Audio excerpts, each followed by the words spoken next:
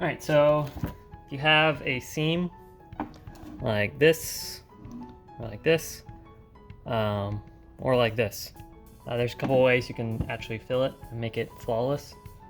So if you see on the other side, the seam's pretty much disappeared. So what you do is you first get some, I don't know, 120 grit sandpaper.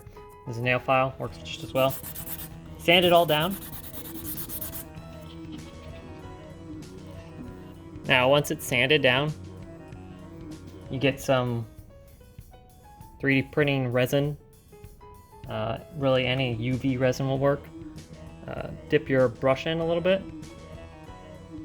And you don't want to blow away any of the dust, but you just want to like drip this resin into the seam. And the dust will actually absorb it.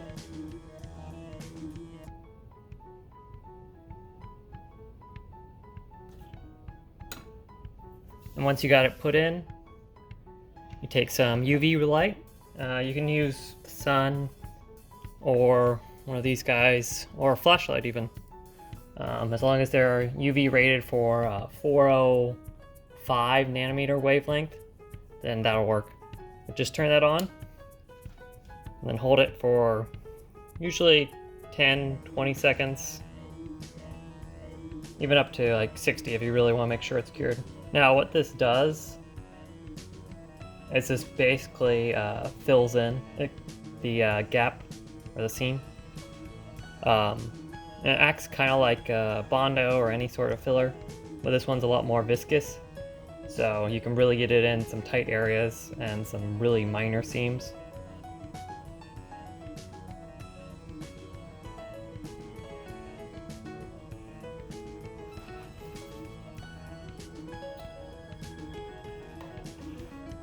Okay, now, so once it's done, it'll still look a little bit wet, but you sand that back again. And that seam basically completely disappears. So that gap that was there is now gone. And if it's still there, you can repeat the same process a couple times and slowly fill that in. And it's a lot more controllable way of filling in gaps and seams than using Bondo or any two-part epoxy or anything you have to mix up. Yeah, that's all. Let me know if you got any questions.